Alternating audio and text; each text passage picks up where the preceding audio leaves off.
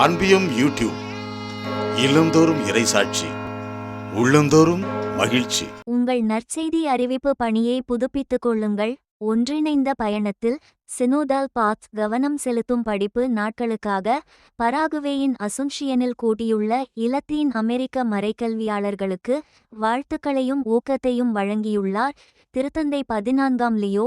மறைக்கல்வியாளர்கள் கேட்டகிஸ்ட்ஸ் அனைவரும் தங்கள் நற்செய்தி அறிவிப்பு பணியை புதுப்பித்துக் கொள்ள வேண்டுமென அழைப்பொன்றை விடுத்துள்ளார். திருத்தந்தை 14ஆம் லியோ ஜூலை 9 இப்புதனன்று பராகுவேயின் அசுன்ஷியனில் கூட்டியுள்ள ஷலவின் 13வது சாதாரண சபை மற்றும் 10வது படிப்பு நாட்களின் 13 TH ordinary assembly and 10 TH study day பங்கேற்பாளர்களுக்கு அனுப்பியுள்ள செய்தியில் இவ்வாறு கூறியுள்ளார்.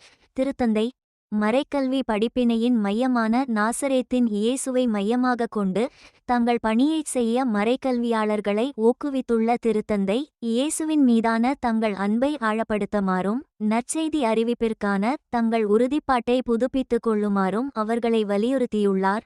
1995 ஆம் ஆண்டில் நிறுவப்பட்ட ஸ்காலா இலத்தீன் அமெரிக்க மறைக்கல்வி கற்பிக்கும் கற்றறிவாளர்களை ஒன்றிணைத்து வருகின்றது. பராகுவேயின் அசுன்ஷியனில் ஜூலை 7ஆம் தேதி தொடங்கி இடம்பெற்று வரும் இக்கூட்டம் ஜூலை 11ஆம் தேதி நிறைவடைகின்றது. இது மறைந்த முன்னாள் திருத்தந்தை பிரான்சிஸ் அவர்களின் ஒன்றிணைந்த பயணத்தின் சினோடல் ஜர்னி பின்னணியில் இறையியல் ரீதியாக மறைக்கல்வியாளர்களை ஆதரிப்பதில் கவனம் செலுத்துகிறது. இந்த அன்பியம் யூடியூப் சேனலை நீங்கள் ஷேர் பண்ணுங்க, சப்ஸ்கிரைப் பண்ணுங்க, லைக் பண்ணுங்க. Wish you all the best.